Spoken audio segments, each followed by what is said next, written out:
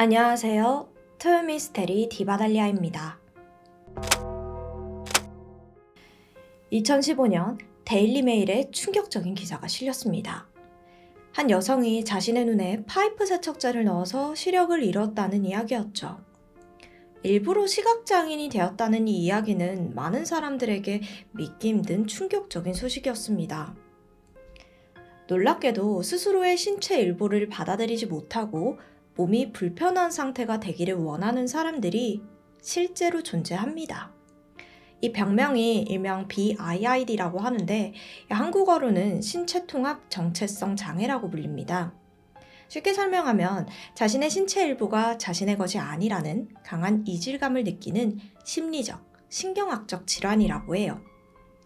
우리는 우리의 신체 부위를 내 것이 아니라고 느끼진 않잖아요. 근데 이 질환을 겪는 사람들은 오히려 그 부위를 갖고 있다는 것 자체가 불편하고 괴로움을 느끼는 거죠. 예를 들면 우리는 눈이 안 보이게 되면 불편합니다. 근데 이 질환을 가지고 있는 사람들은 지금 잘 보이고 있어서 불편해하는 거예요. 그래서 스스로를 위험에 빠뜨리는 일을 하기도 해요. 다리를 절단하기 위해서 일부러 높은 곳에서 떨어져서 그 해당 부위를 절단해야만 하도록 하거나 더 극단적인 경우에는 직접 특정 부위를 절단하려고 하는 경우도 있죠. 물론 모든 환자들이 자신의 하는 행위의 위험성을 충분히 인지하고 있습니다. 그래서 대부분은 의사에게 도움을 요청해요. 조금 쉽게 장애인이 되도록 도와달라고요. 하지만 의사들은 요구를 받아들이지 않고 심리치료를 권유합니다. 기사의 주인공 노스캐롤라이나에서 나고 자란 그녀는 주얼 쇼핑으로 현재 시력을 잃고 9년이 지났습니다. 주얼은 아주 어렸을 적부터 시각장애인이 되고 싶어 했어요. 주로 어린아이들이 장난감에 흥미를 보이는 반면 그녀는 그걸 쳐다보지도 않았습니다. 그 대신 몇 시간이고 밖에 나가서 잔디 위에 드러 누워 있곤 했죠. 그럴 때마다 양쪽 눈을 크게 뜨고 태양을 바라보곤 했어요. 그렇게 하면 눈이 나빠진다는 엄마의 말을 기억하고 있었기 때문입니다. 계속해서 눈에 나쁜 행동들을 하다 보니까 안경을 쓰지 않으면 앞이 잘 보이지 않을 정도로 눈은 나빠졌죠. 하지만 12살이 되자 이 시력이 나쁜 것만으로는 만족이 되지 않는 거예요. 자신이 앞을 볼 수 있다는 사실 자체가 굉장히 싫다는 것을 깨닫게 됩니다.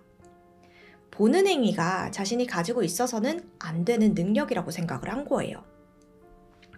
14살 무렵부터는 어두운 선글라스를 쓰고 다녔고 18살 때는 시각장애인용 지팡이를 선물 받으면서 정말 눈이 불편한 것처럼 어딜 가던 이 지팡이를 짚고 다니기 시작했습니다. 처음엔 여기저기 부딪히기 일쑤였죠.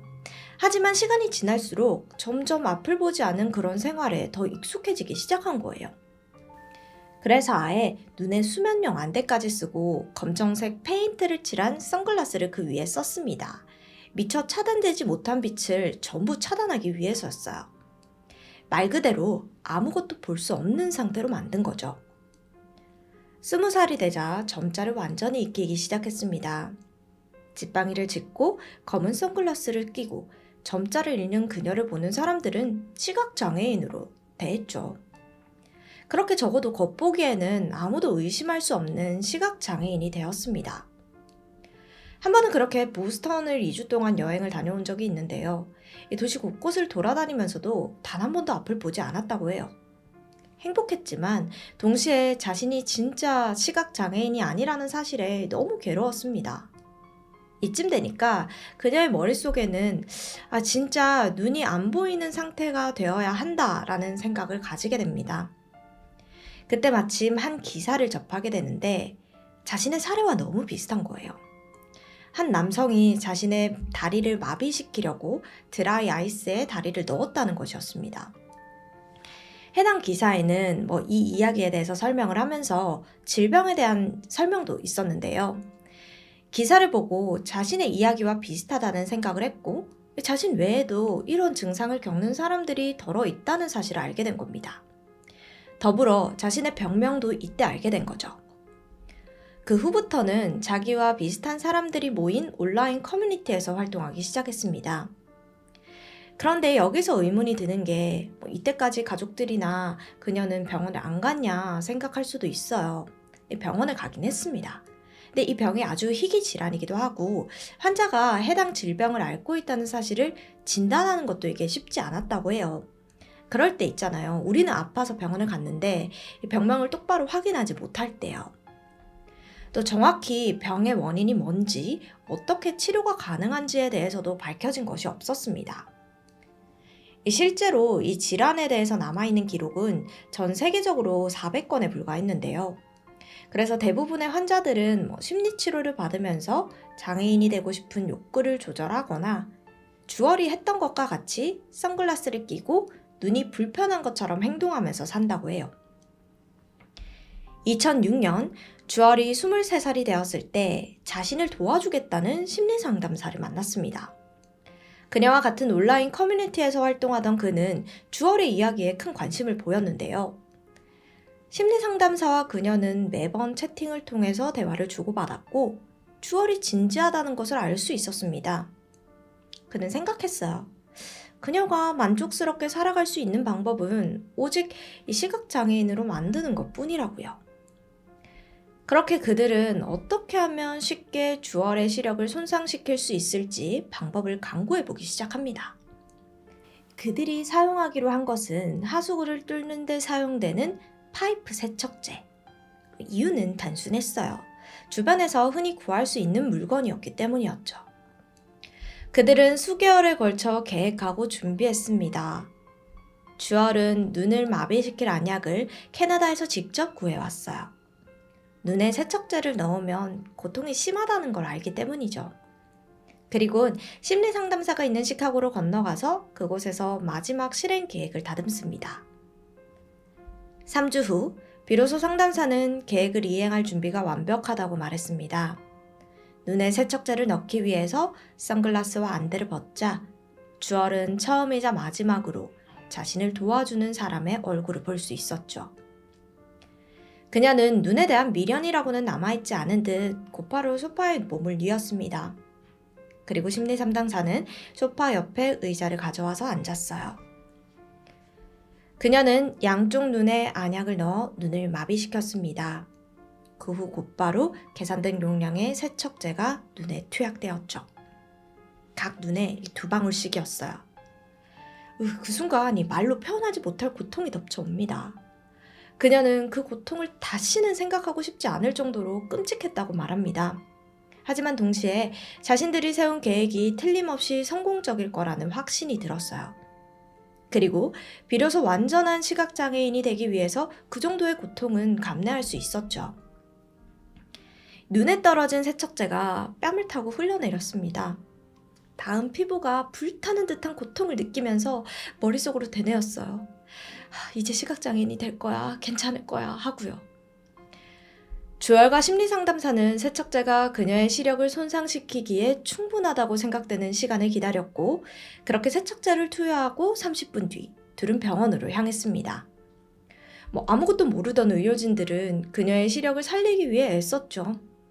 하지만 세척제의 독성은 이미 주얼의 각막에 영구적인 손상을 입혔고요. 왼쪽 눈의 각막은 심각한 수준의 화상을 입었어요. 오른쪽 눈에는 녹내장과 백내장을 얻었고요. 하지만 이 결과도 완전히 만족하지 못했습니다. 곧바로 시력을 잃지 못했기 때문에요. 주얼의 시력은 6개월간 점차 나빠졌고 결국 2006년 그녀가 원하는 대로 완전히 맹인이 되었습니다. 세척제로 인해 심각한 화상을 입은 왼쪽 안구의 형태는 완전히 무너졌고 결국 적출이라는 결과로 이어졌죠. 이렇게 독단적으로 내린 결론은 그녀의 가족들 입장에서는 받아들이기 어려웠습니다. 가족들은 주얼이 매일 장애가 있는 사람의 삶을 따르며 심리적 안정감을 느끼는 것을 너무 잘 알고 있었어요. 하지만 실제로 자신의 눈을 진짜 손상시킬 거라고는 감히 예상할 수 없었죠. 또 그녀의 이해하기 어려운 행동이 심리치료를 통해서 나아질 수 있을 것이라는 기대도 가지고 있었고요. 그래서인지 처음에는 가족들에게 이 일을 사고였다고 설명을 했어요. 근데 알고 보니까 심리치료사의 도움을 받아서 의도적으로 그랬다는 거죠. 큰 충격을 받을 수밖에 없었습니다. 엄마와 언니는 주얼과 연락을 완전히 끊어내기에 이르렀고 다른 가족들과도 소원해졌습니다. 주얼은 태어난 이후로 가장 행복하다고 말하면서 자신은 태어날 때부터 이렇게 태어났어야 했다고 덧붙였습니다. 결국 결말은 극단적인 방법으로 스스로를 앗아가는 것이었지만 그녀에게는 만족스러웠어요. 주얼은 자신과 비슷한 처지의 사람들이 많다는 사실을 충분히 인지하고 있습니다. 또 누군가가 그녀가 했던 것과 같은 위험하고 극단적인 방법으로 장애인이 되고자 한다는 사실도 짐작할 수 있다고 하고요. 그런 사람들에게 주얼은 자신이 한 행동은 결코 추천하지 않는다고 말했죠. 신체통합 정체성 장애는 아직 현대의학이 완전히 정복하지 못한 질병입니다. 지금까지 이 질환의 증상이 완전히 치료된 사례는 단 한 명도 없어요. 초기에는 심리적인 문제에서 비롯된 것으로 여겨져서 주로 심리치료가 처방이 되었고, 현재도 많은 환자들이 심리상담과 충동조절 치료를 통해서 증상을 완화하려고 노력하고 있습니다. 반면 아무런 조치를 취하지 않는 환자들은 스스로를 위험에 빠뜨리는 경우도 있어서 조기 개입과 지속적인 치료가 매우 중요하죠. 하지만 최근 연구에 따르면 이 질환은 심리적인 원인뿐만 아니라 신경계 이상에도 비롯될 수 있다는 주장이 더 많이 받아들여지고 있습니다. 특히 뇌 감각 피질이 제대로 작동하지 않을 때 자신이 자신의 신체 일부를 내 것으로 인식하지 못하는 현상이 나타날 수 있대요. 이로 인해서 이 멀쩡한 팔다리를 절단하고 싶어 하거나 일부러 시각 또는 청각장애인이 되고 싶어 하는 욕구가 생길 수도 있다는 겁니다. 또한 이런 감각피질 문제 외에도 어린 시절의 트라우마나 장애인과의 경험이 영향을 줄 수 있다는 분석도 있죠. 아직까지 이 질환을 근본적으로 치료할 방법은 발견되지 않았습니다. 하지만 심리상담, 인지행동치료, 충동조절 치료 등을 통해서 증상이 어느 정도 완화시키는 데는 긍정적인 효과가 보고되고 있어요. 다른 사례를 또 하나 살펴보면 스코틀랜드에 사는 남성 닉 오할로라는 평소에 의족을 착용하고 생활을 합니다. 그는 허벅지 아래로 연결된 자신의 다리가 자신의 신체가 아니라고 느꼈어요. 몇 년간 이어진 정서적인 혼란 끝에 그는 다리에 의료용 알코올을 주사했고 다리 근육 곳곳에 알코올이 스미는 고통을 겪었습니다. 생각보다 고통이 엄청난 거예요. 그래도 성공할 줄 알았죠. 하지만 잠시뿐이었습니다. 약 8시간이 지나자 다리가 원래 상태로 돌아온 거예요. 그래서 달리는 기차에 뛰어들 생각을 해보기도 했고 그의 다리를 절단해준다고 말하는 의사를 찾아간 적도 있었습니다. 사고로 위장해 주겠다면서요.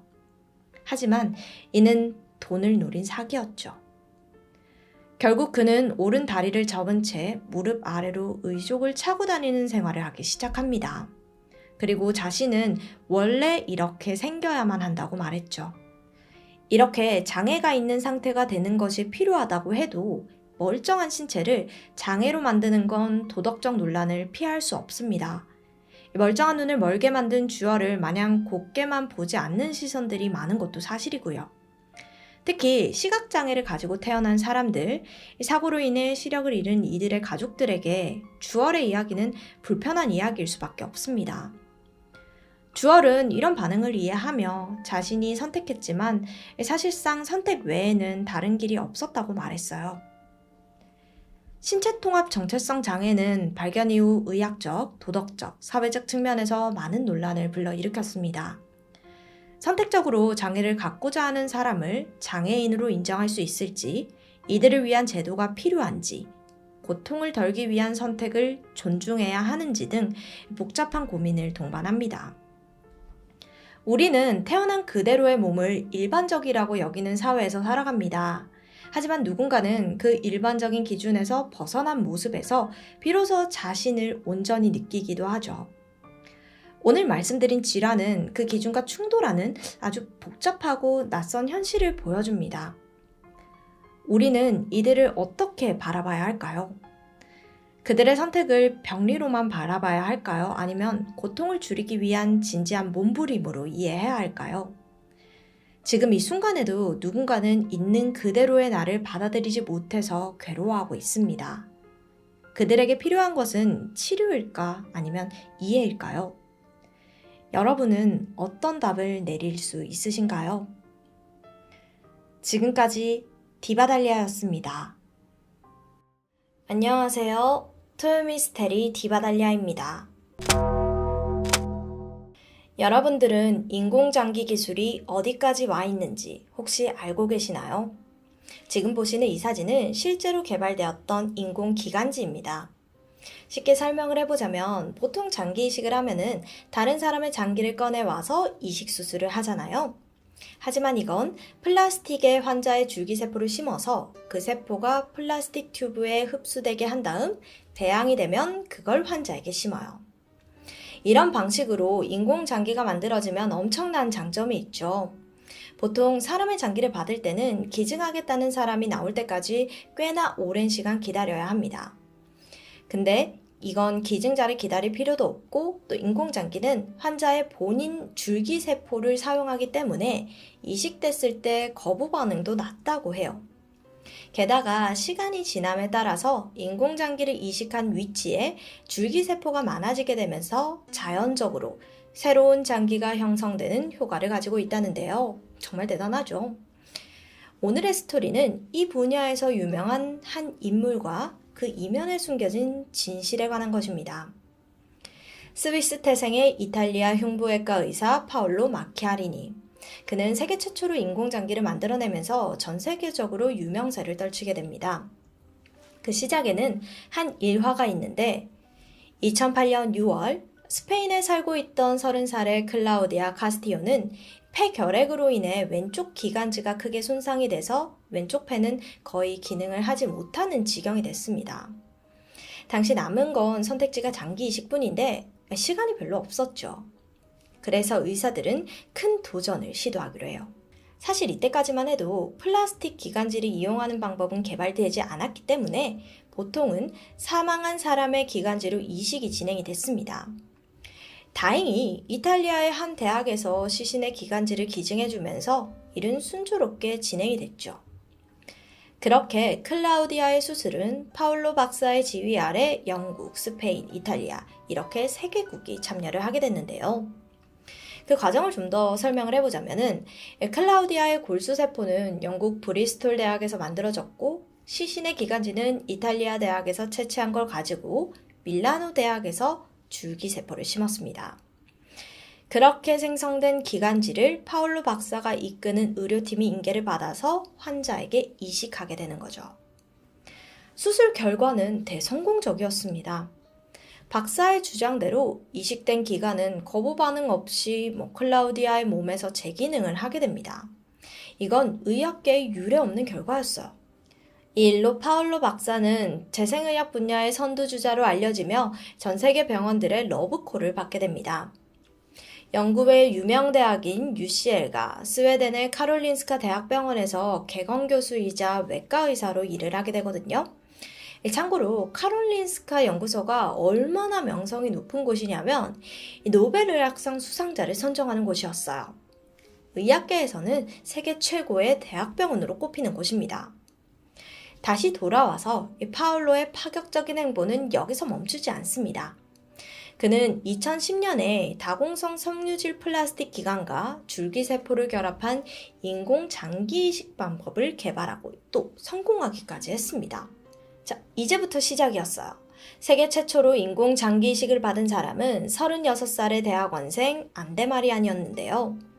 2009년 그는 기관지 암이 생기는 희귀암 진단을 받게 됩니다. 그는 암 치료를 위해서 항암 치료와 제거 수술도 진행을 했지만 2년 뒤인 2011년에 암이 재발하게 된 거죠.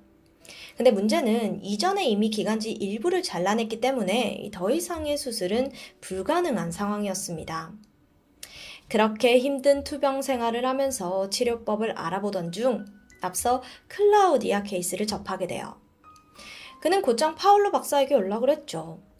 이때 박사는 연락 참 잘했다면서 당신이 현재로서 수술할 수 있는 유일한 방법은 인공장기 이식밖에 없다고 설명을 합니다.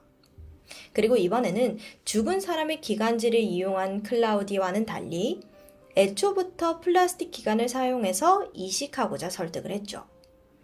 이런 새로운 방법은 희망을 잃은 안데마리암에게는 정말 한 줄기 빛이었습니다. 그래서 바로 제안에 수락하죠. 즉각 파울로 박사는 UCL 대학의 과학자들과 협력을 해서 플라스틱 기관을 합성하고 안데마리암의 줄기세포를 결합해서 인공장기를 만들어냅니다. 해당 수술은 대성공적이었어요. 파울로 박사가 또 한 번 역사를 썼다면서 뉴욕타임즈 1면에 기사가 실리고 세간의 찬사를 받았습니다. 사람들은 파울로가 의학계의 혁신을 불러왔다고 이야기를 하죠. 게다가 이 수술 이후 파울로는 엄청나게 바빠집니다. 스웨덴, 러시아를 다니면서 8건의 추가적인 인공장기 이식 수술을 진행시키고 또 순조롭게 성공시켜요. 한편 이 박사에게 수술을 받은 안데마리암은 빠르게 회복을 했고 다시 일상으로 돌아가서 2012년까지 순조롭게 학교를 졸업하죠. 하지만 몇 달 뒤 안데마리암은 폐에 갑자기 문제가 생기면서 2013년 1월에 사망합니다. 이게 갑자기 무슨 일이죠? 추후 안데마리암도 기도 내부를 찍어놓은 영상을 확인해 봤습니다. 그랬더니 원래 가지고 있던 생체 조직과 이식받은 인공 조직이 제대로 접합되지 못해서 호흡을 못했던 겁니다. 게다가 이 접합 부위에 염증까지 발생을 하게 되면서 폐 감염과 혈전이 생기게 된 거고요. 이 영상을 본 전문가들은 깜짝 놀랐습니다. 몸속에 그냥 플라스틱만 덩그러니 있었다고 해도 과언이 아니었으니까요. 아니 그럼 수술을 성공적인 게 아닌 거잖아요. 연구 결과도 다 틀린 거고요.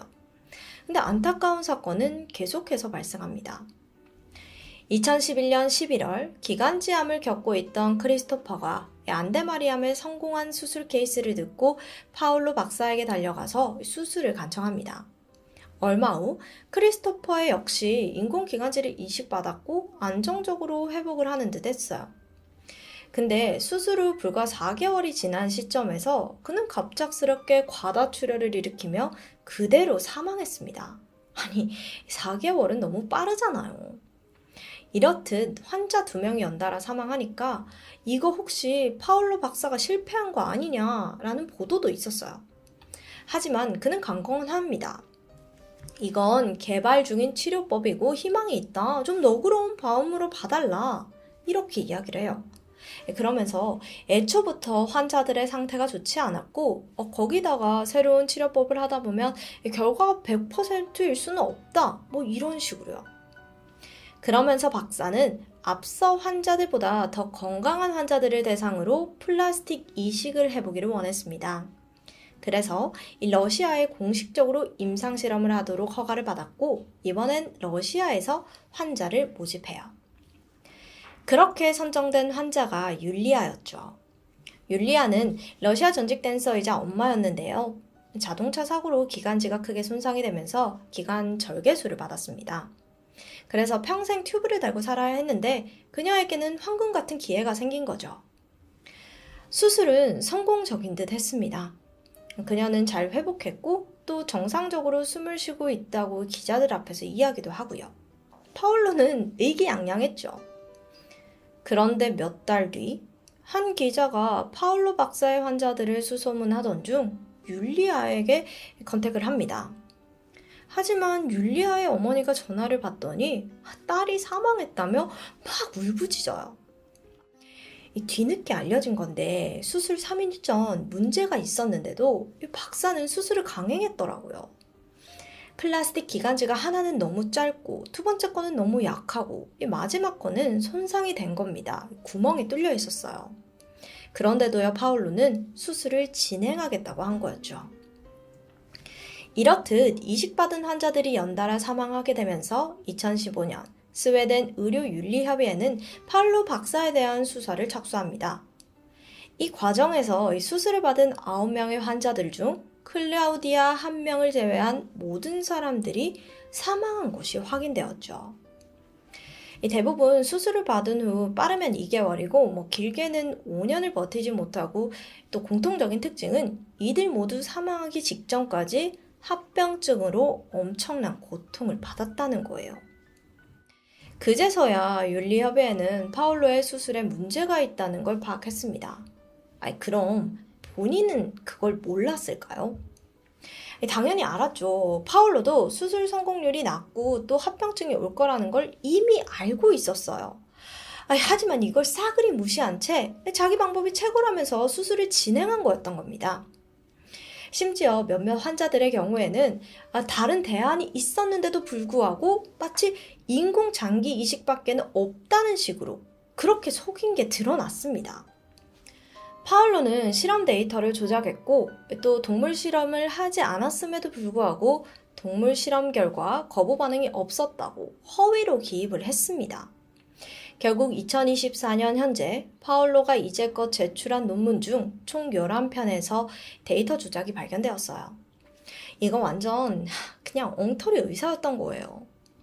그런데 정말 안타까운 게 뭔지 아세요? 이 모든 진실은 2014년에야 세상에 알려질 수 있었어요.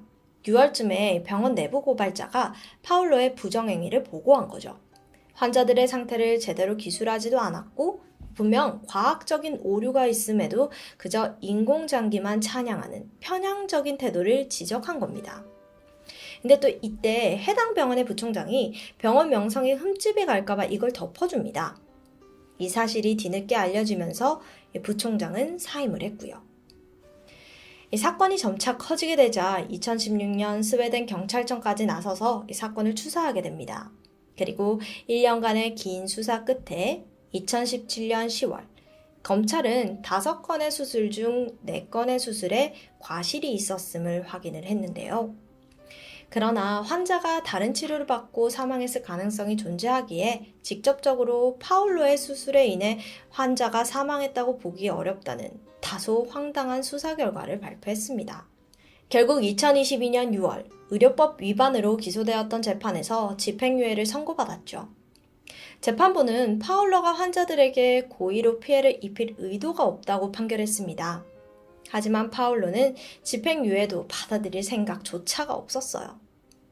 파울로는 현재 인공기관이 제대로 기능하지 못한 건 인정하지만 자신은 과학적으로도 윤리적으로도 위법을 저지른 적이 없다면서 억울함을 주장했습니다. 또한 파울로의 변호인은 카롤린스카에서 수술을 받은 세 환자 모두 치료할 다른 방법이 없던 상태였다. 그래서 인공장기 이식만이 그들을 살릴 유일한 방법이었기 때문에 시행한 것뿐이라고 주장했죠. 이에 파울로는 항소심을 신청했는데요. 항소심에서 재판부는 안데마리안과 크리스토퍼의 경우 응급상태에서 치료를 받았다는 것에 동의하지 않았습니다. 재판부는 두 환자 모두 이식 수술을 받지 않았더라도 꽤나 오랜 시간 동안 살아있을 수 있었다고 판단을 한 거죠. 오히려 파울로의 이식 수술을 받음으로써 수명이 단축되었다고 본 겁니다. 또 다른 환자인 예심도 있는데 그녀도 수술 후 합병증으로 시달렸어요. 예심의 경우에는 앞서 두 환자와는 조금 다르게 이식 수술을 반드시 해야 되는 긴급한 상황임은 맞습니다. 하지만 그녀가 수술을 받은 2011년에 이미 크리스토퍼가 사망을 했고 또 안데마리암이 합병증을 앓고 있었어요. 즉 박사는 위험성을 충분히 알았던 거죠. 그런데도 환자에게 위험이나 부작용에 대해서 고지하지 않았기 때문에 그게 더 큰 문제였습니다. 결국 파울로는 항소심에서 신체 상해 혐의로 유죄 판결을 받아 2년 6개월의 징역형이 선고되었죠. 파울로는 이후 추가 항소를 하였지만 2023년 10월 최종적으로 항소가 거부됨으로써 그는 현재 교도소에서 복역 생활을 하고 있습니다. 한때 줄기세포 의학과 재생의학 선구자로 여겨지며 환호받던 외과 의사 파울로 마리키아니. 자신의 명성을 지키기 위해 수술 결과와 실험 데이터를 조작하고 환자들을 죽음으로 내몰았던 파울로는 현재 스웨덴 역사상 최악의 연구가이자 외과의사로 불리고 있습니다. 최악한 외과의사 파울로의 이야기는 넷플릭스를 비롯하여 여러 매체에서 다큐멘터리로 제작이 되었고 또 범죄 드라마나 오페라에서도 영향을 끼치며 전 세계적으로 악명을 떨치고 있죠. 환자들의 절실함을 검증되지 않은 자신의 실험에 이용한 살인마 파울로. 그의 당당함이 더 소름 끼치고 괘씸합니다. 지금까지 디바달리아였습니다.